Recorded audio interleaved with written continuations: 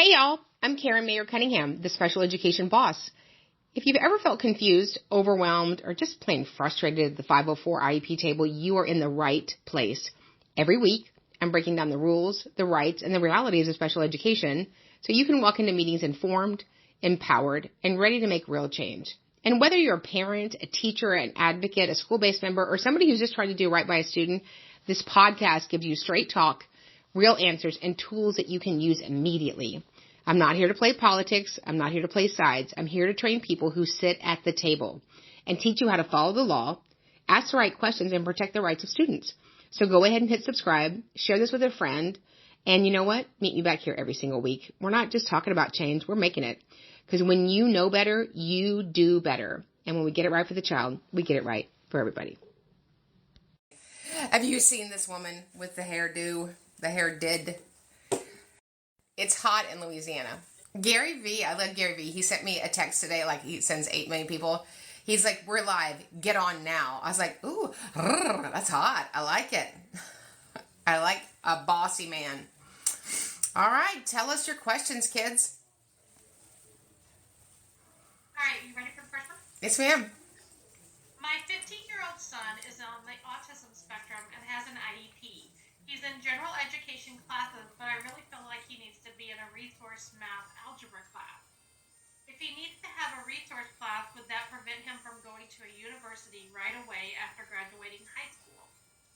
So the only thing that stops you from going to a university is because you don't have the requirements to go to that university. So the requirements to go to a college, whether it's a college, a 2-year college, a 4-year college, some sort of specialty program, are very dependent on what they want. So there are requirements in your state to get a high school diploma, and then there are requirements that usually are additional over those foundational credit hours to be able to apply to a 4-year college. So let's say that you're missing some of those credits because your child is in resource or your child has modified work. That would mean in Texas, for instance, you would get 22 credits. You would be missing 4 credits. You can always take those credits online.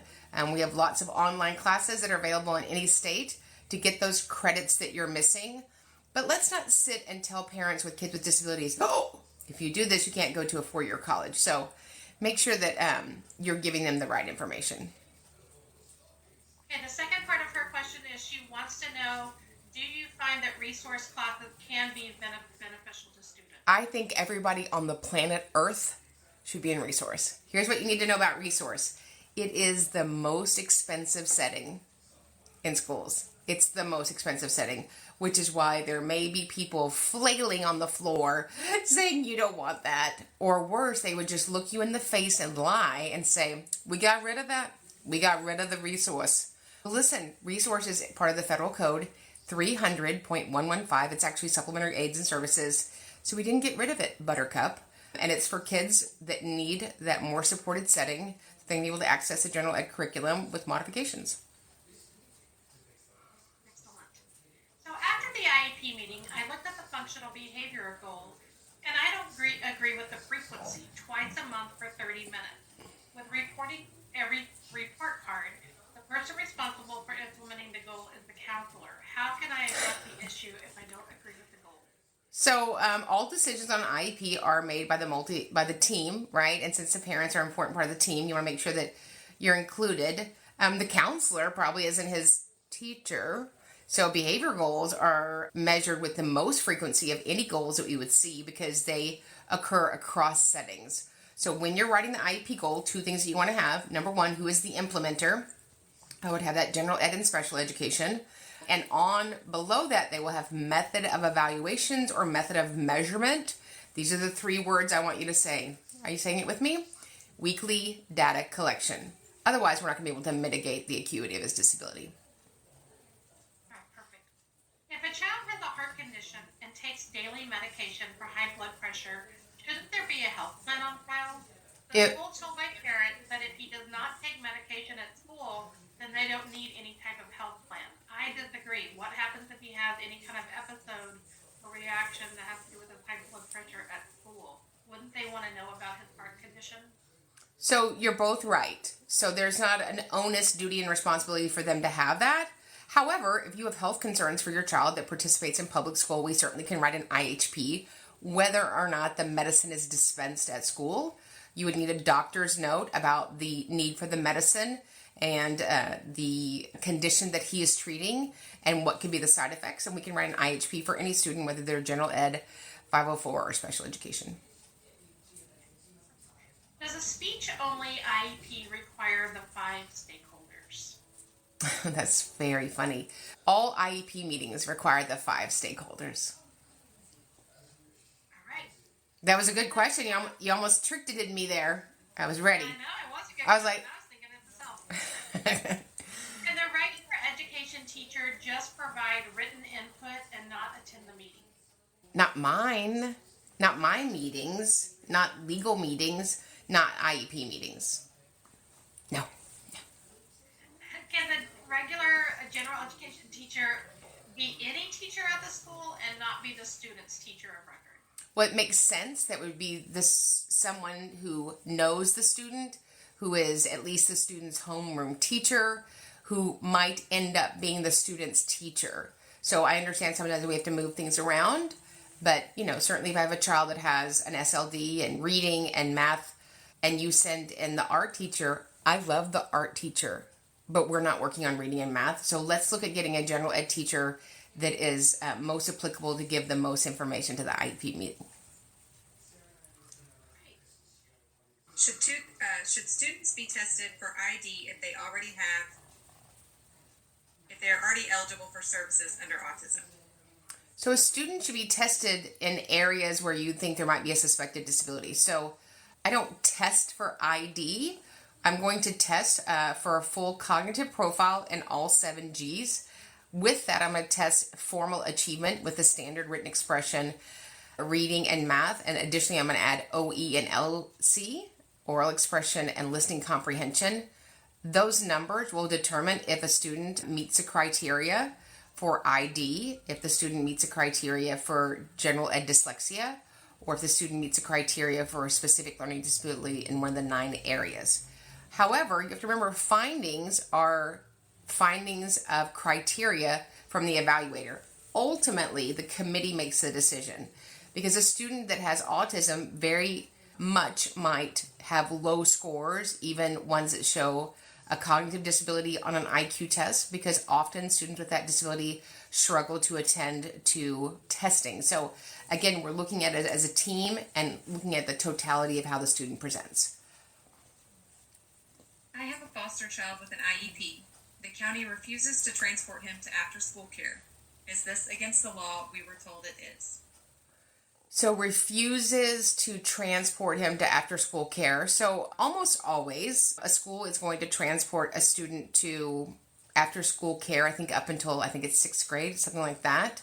I don't know how far away it is. I do know that schools have limitations. They don't drive to every after-school care location that is possible. So if it's outside of their zone, that might be something that's a limitation where you live. What should a preschool program be offering for a student who's eligible for services with ASD level 3? A preschool program is different than ECSC. So I have a student right now who's in a preschool program. The preschool program is for students that meet specific criteria, whether it's military, economic, second language. There's certain criteria that you meet for preschool. ECSC, early childhood special education, is for children between the ages of 3 and 5 that have a disability. At minimum, they have a speech impairment and then other disabilities. So they're 2 totally different things. And of course, the services are going to be contingent on the student's unique circumstances. Can a student have a BIP if they do not already have an IEP? Yep. A student can have a behavior intervention plan if they have a 504. What should I expect to see for data, and how do I request to see the data? Well, we expect it to be able to be photocopied. We expect for you to be able to email it to me. We expect for you to be able to print it out. I was in a due process hearing one time. My very first due process. It was an accident. It was a train wreck. Thank goodness it wasn't videoed. And I asked the teacher, I said, in the open records, Miss Smith, I was unable to find your IEP data collection sheets for Billy. He's in your math class and your English class. And she goes, oh, I don't do that. He's got somebody with him. So that's a problem. So your data should be able to send over to all the IEP team members and we could read it. I would assume your principal, your case manager, your IEP team lead is going to provide you with raw data collection sheets so that you can collect IEP data. Almost all software will be able to take the IEP goals that you have and provide you a blank sheet. Teachers pay teachers, have them for 99 cents. You could have a piece of Big Chief no paper and write the IEP goal, and then weekly just write the criteria. But you need to have it written down.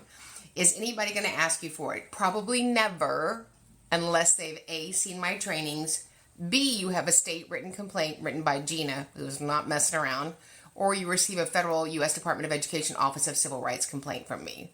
So it's going to be really hard to make them if you didn't do them the first time. How would you handle an AT specialist who denies support for your child's robust AC device? Clearly, I would say Buttercup. The Assistive Technology Act of 1998 requires for you to provide assistive technology, services, minutes, and devices for the individual in this public school who needs that to access their curriculum. And AT is a service. That's why the Assistive Technology Act of 1998 calls it a service. Should you choose to deny that student the service, please provide that denial in a prior written notice. All right, a second grade boy had his hearing tested as part of the FIE. He fell twice within 3 weeks. Mom took him to the doctor, and the doctor said that his hearing is a mild conductive hearing loss, but is at 96%, and hearing is good enough for testing, but to make sure it is in a quiet area when evaluating. Does the failure in hearing stop or delay the 60-day timeline for the evaluation to be completed? This is in Florida. Thank you. Yeah, even in Florida, it pauses it, right? And that's why we do it right out of the gate, because we don't want that to impact the results. So it's really important that it was very good that the school did that. And then you need to have that summary letter, not just what the doctor's saying to you. Take that summary letter back from the doctor, back to the school, so then they could start again with the testing. But it does pause it, for sure. Okay, great. This is a question from someone on Facebook. My son with autism gets sick easily with respiratory illnesses that my neurotypical kids get, but get over in less time. We got a letter about no more than 4 absences a semester at the high school. We don't always have a doctor's note for every day missed due to illness. The consequences are having to make up missed time after school or on the weekends. Do we have any rights here? He's not missing for any other reason than significant respiratory problems, and he does have an IEP. Sure. So I have a kiddo that I serve in New York that has an ongoing condition with severe blinding seizures. And when he has them, he doesn't rally that quick, and he just has to stay home to recover from them. So we've put a permanent letter in his file that unless the parent gives notice of a different doctor, that the parent can just keep him home. She doesn't have to leave work and take him to a doctor to get a doctor's note because of the acuity of his condition. So I think something like that would be appropriate. We don't need to take the child who already has a medical condition back into a medical office. And it's pretty standard that he needs to be home to recover from that. So that's something you can put in the file. Now, the people were not happy about it, but that's okay. It's what the kiddo needs. Plus, if you're sick, we're not going to give you more work because you were sick and you have an ongoing medical condition. Can my daughter be in an advanced math class and still have accommodations in math? You can have accommodations if you are in the building, if you are in life skills or you're the valedictorian. What are the important things to consider when deciding between a diploma and a certificate? I can't really answer that. I don't find that to be my experience. I find that to be shenanigans that parents are told. In Texas, everybody earns a diploma. So I would really check with your state to see if that is actually true. Myself and my team sit in meetings all day long with attorneys, directors, and superintendents who look at us and tell us absolute lies like it is a congressional act. So please check with your state to verify what you're hearing at your school district meeting is actually accurate. We find on our team it rarely is. So this parent is in Georgia, and she says, is there any situation or circumstances in which a student can be denied testing for special education services, such as absences? Yeah, I mean, if you have severe absences, that really is going to, obviously if you haven't had access to education, there's a reason. That's not a reason to test for special education. And there are some cases like that. So that is a real reason to deny testing for special education. Why doesn't an ADHD medical diagnosis qualify for OHI? So that's a really good question. So you have a medical diagnosis, which certainly is that, but a federal eligibility, one of the 13 federal eligibilities under the Individuals with Disabilities Education Act, means that you have a disability, and based on that disability, you are in need of special education and or related services. So you might have ADHD and characteristics of ADHD, but you don't need somebody to provide you special education instruction above what the general education teachers can provide. As a general education teacher, how much responsibility do I have in tracking progress towards IEP goals? So you are responsible for tracking all of the IEP goals that you are the implementer on. So I have a brand new kiddo that I just got, and we did the IEP, and he's in all of general ed, and when they wrote all 7 goals, they put special ed, but he never leaves general ed. So it's important that if the student with a disability is in general ed, no matter what special ed services they're receiving, the general ed teacher additionally is in charge of taking data on those IEP goals. That's how that works. What frequency is the ideal frequency for data collection? So there's no ideal frequency. I mean, I have kiddos that have great behavioral needs. Their data is tracked every 15 minutes because they participate in the PASS program or some sort of highly supported program or an autism unit or an adaptive behavior unit. There's data that's collected every 2 weeks because that's when somebody sees the physical therapist or however often they see that special educator. But if it's an academic goal or a behavior goal, at minimum, it should be tracked once a week. How do you determine if a student needs a one-to-one aid? If they are at an endangerment to themselves and or their peers and or the adults. Our school is saying it's more convenient to do a full reevaluation at 2 years instead of 3. Is there any downside to that? I don't know what the word convenient means. So we do what's appropriate. Sometimes it's appropriate to do it at 12 months and 1 day. So, but when I hear the word convenient, it makes me twitch. As a general ed teacher, I see a student not getting all of their IEP met. How do I alert the parent without my job at risk? I don't know. I don't know that you could do that.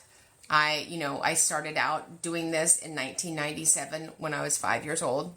And I had a teacher for my own child, pass me a note, which is the reason that I do this. It's the reason our partners do this, because it's still a secret. 48 years later, teachers can't tell the parents anything. Parents can't tell the parents anything. It's just ridiculous. And God bless teachers. And if you are a teacher watching right now, we want you to know that we love you and we thank you for everything that you do for kiddos. What federal code elaborates on RTI not being long-term? I've already sent the school the OSEP memo. Our RTI is a general ed product. So when you're having the teacher who's teaching a classroom full of little cherubs provide RTI to 1, 2, 3, 4, 5, 7 children 2, 3, 4, 5 days a week, you basically are giving them special education. So for me, if you're having to do RTI for 2 grading periods, and it's a generality, and you still have to deliver it, I would argue that rises to the level of special education and related services. Because we don't want the general ed teacher doing that. We want the general ed teacher providing general ed instruction. Otherwise, those other students are being penalized because they don't have access to their general ed teacher. Is there a consequence for the school for not providing accommodations that are written in the IEP for a high school student. We found out 2/3 of the way through the semester that the teacher was not even aware that the student had an IEP. They apologized and supposedly have corrected the matter going forward. So the only time there's a consequence or an action or a resolution needed is when you file. I think that there should be a response to when a student is denied their civil rights and a response when the student is denied a free, appropriate public education. And hopefully from that response, hopefully from that filing, that campus will have the training as part of the resolution to not have that happen to students with disabilities again. Would you know in truancy court, is it legal in a truancy case for a minor to be in an open court where everyone in the courtroom will hear HIPAA and FERPA information? If it's not legal, who would I file with on this? So I am a special education advocate. I'm also a mediator for the family courts. I don't exactly know that answer, but there are times in court cases where children are required to testify for specific cases. So I don't have an answer to that. I would reach out to an attorney. What data is important when determining 504 accommodations? The impact of the student's disability, right? What would we need to give him to accommodate him to level the playing field somewhat? So if we gave him extra time, if we chunked his assignments, if we gave him an opportunity to answer 3 questions instead of 4, would we see more gains in his progress? All right. How do you get a child tested in school when they continue to tell you he's wonderful in school? We don't see any of those behaviors. Even though teacher has mentioned he fidgets a ton, gets up and works standing up a lot, forgets his homework, and has a teacher made reminder checklist on his desk. And they said he should most likely be tested for gifted classes. School won't budge on this, and it's going on year 3. Right. So, you might look for supporting data. So it sounds like there might be characteristics of attention needs. I'm not a doctor. I wouldn't know that. But there are kiddos that fidget and stand up and do their work that don't need an IEP. We're looking at what do we think is a suspected disability. So do you suspect the disability is attention? Is it academics? Is it language? Is it communication? But I would have some supporting document and then show where the failure and the gap is at school. If you can't show the failure and gap at school, it's going to be hard to get the testing. If he has good grades, if he's making it through, if teachers are working with him and he's successful by the school standards, it's going to be hard to get testing. We have been asking for data on my child's IEP goals since September. The teacher and the special education director are stalling and not providing it. What's our next step? So the law says that you must provide IEP progress report commensurate with the same time that other students receive their grades. So I'm assuming since September you've had grades come out, whether your child's on a 6-week grading system or a 9-week grading system. That's a violation of FAPE. You certainly could file a state written complaint. Are there any specific safeguards to send to a family of a student with a 504? You have the 504 guidelines that go out with your 504 document that should be sent to the parents. Their 504 rights under the 1973 Act. A student has a diagnosis of autism and is from a different country. Do they need to have an evaluation done? They would need to have an evaluation done if you think that they're going to need help in school other than what the general education teacher can provide.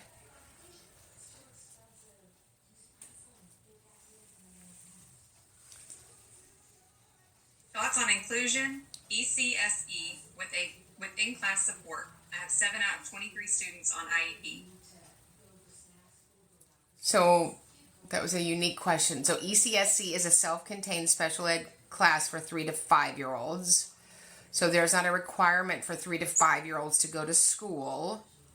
So what happens is we have preschool programs at school that have a specific population there. What do I think about inclusion? I don't usually think much of it for 3 to 5.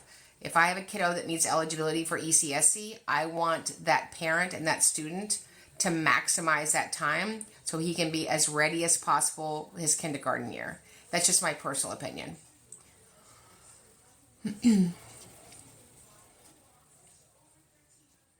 Yes, I do color my hair. Was that one of the questions? I just color the bottom. I have repeats in here, so I'm having to go through. I have one from a special education director. She asked what your advice would be for her opening a new self-contained classroom. Oh my gosh. Well, love those teachers, support those teachers, make sure that you are listening to them and that you have, scheduled times to meet with them to make sure that what you're providing them and the product they're providing those students is appropriate. We love our special ed teachers, and it's an amazing setting to get kids what they need. I have another one that would be good to come off of that one. A SPED teacher is asking, can I sue the district, or what are my recourses? I've been abused repeatedly by a student. I've been in the hospital twice. So I am so sorry that your school district hasn't supported you. You would have to reach out to your teacher union. That's something very different. And I'm so sorry that that's happened to you. Okay.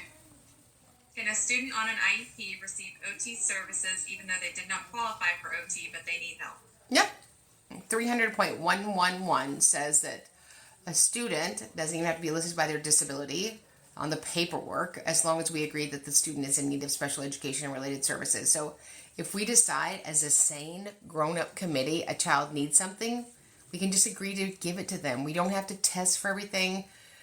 Otherwise, we could just do evaluations and send out emails and say, this is what you get and you can't throw a fit. The reason we have humans involved is because a child is never paperwork and they are never an evaluation. So that would be fantastic. Is it out of compliance if an 8-1-2 classroom doesn't have the 2 TAs there at all times? I would have to know what all times mean. Is that because we've taken Scott and Cindy across the hall to Miss Quinn's dyslexia class, or like we go on Wednesdays? If it's because we're missing a staff member, then that's a problem. If they've gone to have a lunch break or transfer students to other classes, that's fine. But if the classroom's not staffed, that's a problem.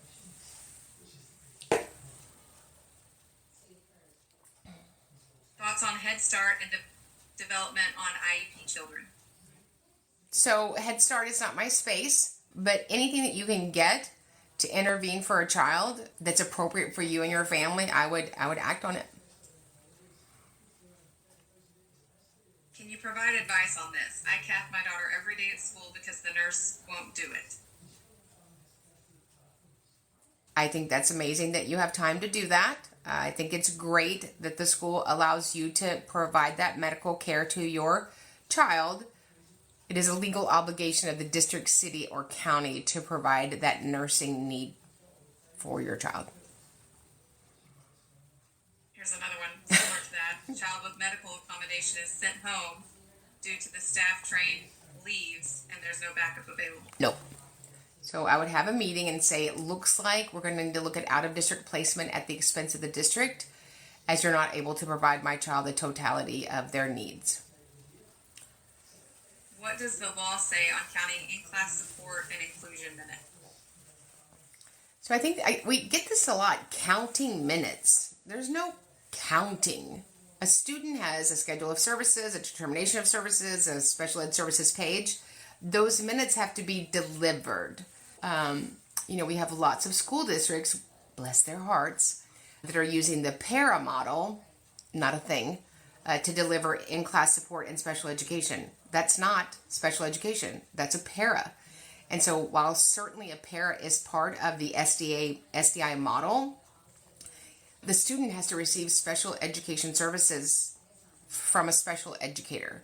So those are the minutes that we track. Certainly, a paraprofessional can support that special educator, but often what we're seeing and my partners are seeing is we have a case manager for Billy who's in 7th grade.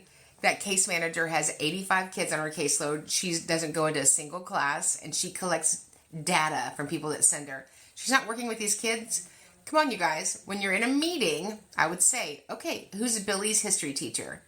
What are the names of both adults in the class? And look up those names. A general education teacher and a para, whether you like it or not, is not special education. It just isn't.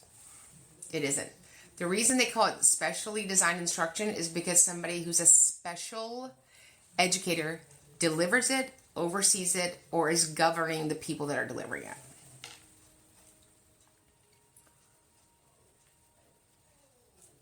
Do the schools have an obligation to address a medically diagnosed issue with auditory or working memory?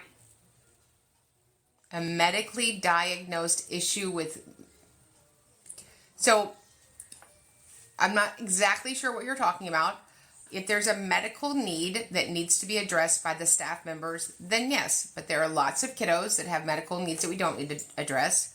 Auditory processing disorder is not an eligibility under IDEA, nor is it a medical condition at school that we can serve.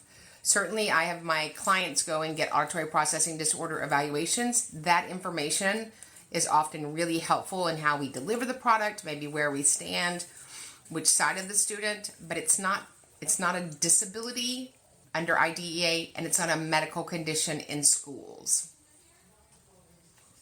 All right, OCR opened an investigation of my child's school and teacher I reported.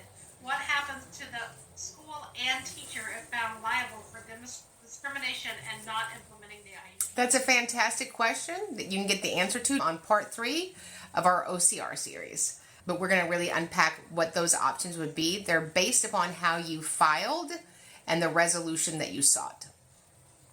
Very nice.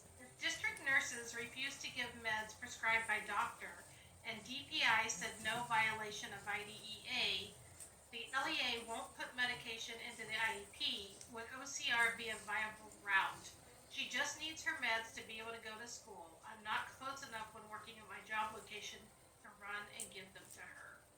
Well, I've never heard of a school being allowed to not dispense needed medication that occur during the instructional day. I'm not sure what state you live in. You must live in the state of confusion. But that's a violation of her nursing license. There's always a couple ways that we can walk this out. All right, can you tell us about your lipstick? Yes, tonight we are wearing... 102, 803. No, ma'am, we're not. I'm very concerned that this company, who I love, may or may not be going out of business. Folklore. So first we did this one, and then it was a little bit much, so we took it down a notch with a little shimmer on top of it. All right, we want to layer the lipsticks just like you had to. But my favorite lipstick of all time is always going to be L'Oreal number 180.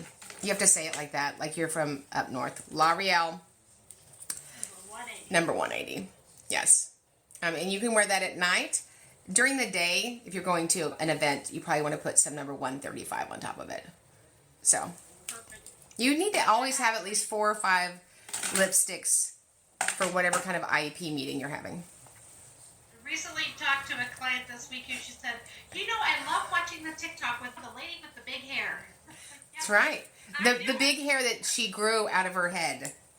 No, there you go. All right, the SPED teacher is pulling my child for his reading minutes, but all she is doing is giving him task boxes that he's done within 5 minutes. He's allowed to do what he wants for the remainder of the time. This is after I had to file a state complaint because he sat in a self-contained classroom for 15 weeks with 0 instruction. What can I do? I tried to get them to add reading comprehension goal to force her to work with him, but they are refusing, saying his comprehension is being addressed through his language arts goal. I have approached the principal with evidence of things, and nothing has still been done. The SPED director isn't any better. She lies and twists the words around. After 2 semesters of my kid not getting the education he deserves, I just want to know what I can do to hold them accountable. So at the beginning of your question, she said she already filed a state complaint, correct? Yes. Okay, so you're going to have to wait on that state complaint to come back, but you have to deliver the IEP in the conformity that we agreed upon it, and you have to deliver it with fidelity. 5 minutes and then he gets to hem and haw and do whatever he wants probably isn't on his schedule of services page. That would be for me an OCR complaint all day long, but it's called failure to implement.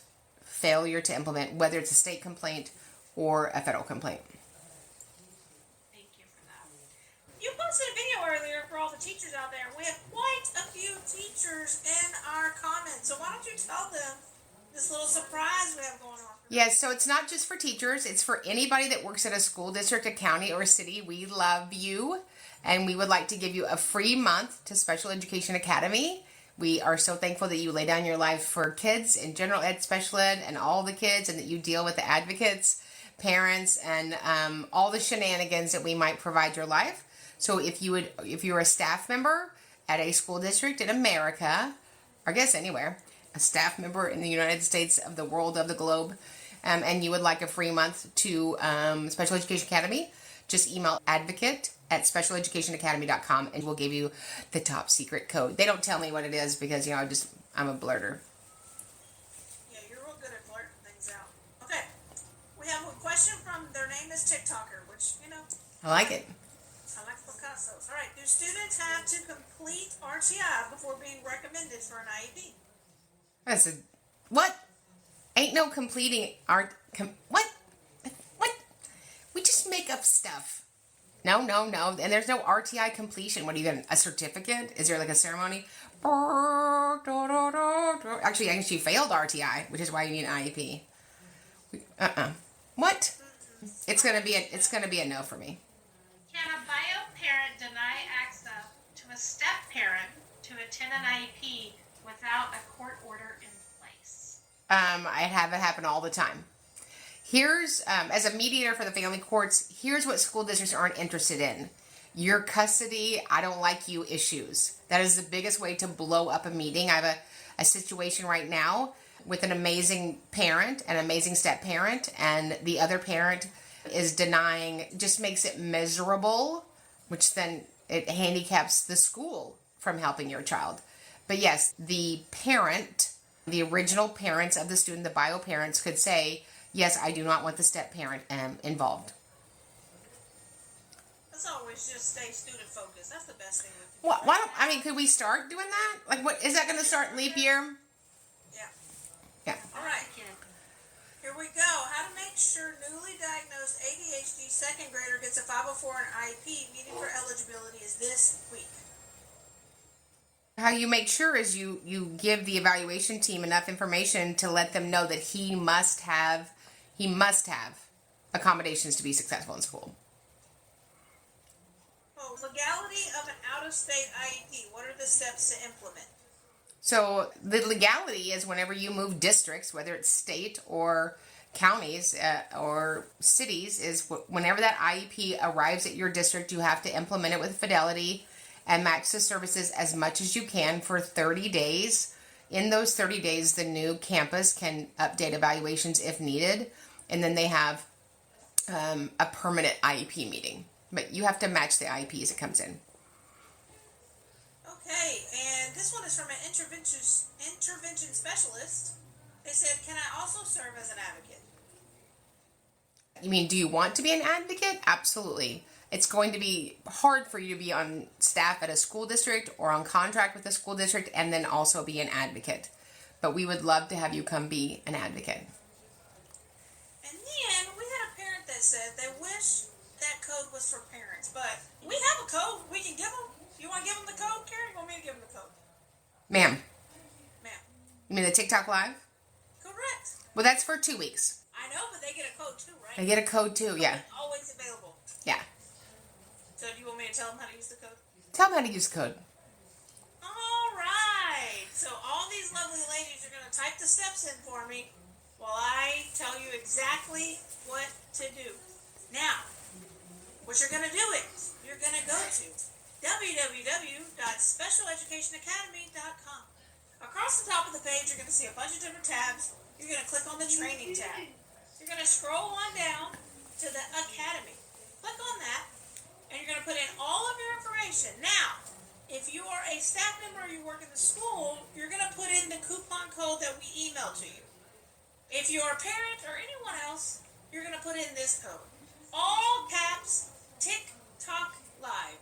That's T for Timothy, I for Indigo, K for Karen, T for Timothy, O for Oliver, K for Karen, L for Levi, I for Indigo, V for Victor, and E for Elephant. All caps, TikTok Live. You'll get 15 days for free. After that 15 days, you want to cancel at any time, no problem. You just go into your membership and hit pause. It'll pause immediately. But if you want to hang out, you can watch 300 hours of Karen training you on everything under the sun and under the IEP. And you'll be able to see all of her future trainings, like the one we're having tonight. On what? I don't know, because I'm not Karen. All right. If you need a video of instructions on how to do everything I just said, it's pinned at the top of Karen's TikTok. So as soon as it's over, just go watch that video, follow the steps, and join us. Are we allowed to be told we aren't allowed to have access to our child's records? You're allowed to be told anything illegal, but it's not legal. So the parent of the student has a right to access their educational records. They're not the school's records.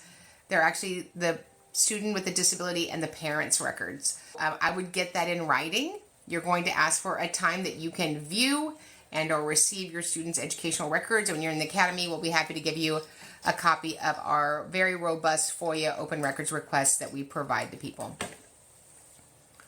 Yeah, so you're going to want to join the academy. We're doing a lot over there. Okay, the TikToker wants to know, what is the difference between a 504 and an IEP? How did she get a meeting this week? What is the difference between a 504 and an IEP? A 504 is a civil right plan that says somebody with a disability cannot be discriminated against and denied accommodations. An IEP is an individualized education program with goals, services, supports, time given to the student with a disability above the general education teacher. Welcome. Thank you for being a teacher. We love teachers. I love teachers. I was one. All right. Strange question. As a paralegal, would it be a conflict in California since I can't give legal advice? I guess to be an advocate, would it be a conflict? I mean, it's not a conflict. You're not giving legal advice. You're not practicing law. You're giving recommendations and next steps. So we're very clear when we train advocates that we are not practicing law.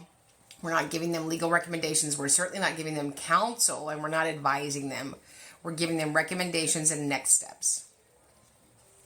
How involved should students on an adaptive curriculum be with pre-vocational activities at the school? They should be as involved as their plan says. You should have a robust transition plan. There's a great resource called the Oregon Resource Handbook, which is amazing. But we need to get kiddos ready for post-secondary success. So we need to maximize that time from the time they're 14 or 16 so that they're ready for gainful employment, independent living, and further education. But it's going to be contingent on if you have an amazing transition supplement, appropriate post-secondary and vocational goals. All right. Is there anything different that needs to be in the last IEP before the student goes to technical school, college, or anything like that? I mean, I think any information that you're going to give the Office of Disability to help them write a plan of support for that student if needed. Can I just tell you, I was in a meeting the other day and they said everybody has to type their name and their title in the chat. You know what I did? Nothing. What are you talking about, ma'am? You have to type your name in the chat. Weren't we on the invitation? Didn't you just announce all of us and aren't our names at the bottom of our little pictures? All right, anyways. There's a second grade student who qualifies for special education services as a student with autism. He has significant academic delays. They're supposed to receive 120 minutes per week of reading and math support. He has only been serviced by an uncertified aide. How would one report this? So, I mean, you're going to file either... One person works in the school. So you would file, it's a violation of 300.156, special educator qualifications under IDEA. I would file under OCR because it's a federal statute, and I would prefer that it goes that way. Okay, perfect. You look beautiful. We love all the people. We love all the people. All the the self-contained teachers that are in the comments chit-chatting. We love you all, especially this super sped teacher. All right, we gotta go. We love you. We are so thankful for you. If you need anything, let us know. Remember, we get it right for the child. We get it right for everybody. We'll see you guys in the next training. Hit subscribe. Share this with a friend. And you know what? Meet me back here every single week. We're not just talking about change. We're making it. Because when you know better, you do better. And when we get it right for the child, we get it right for everybody.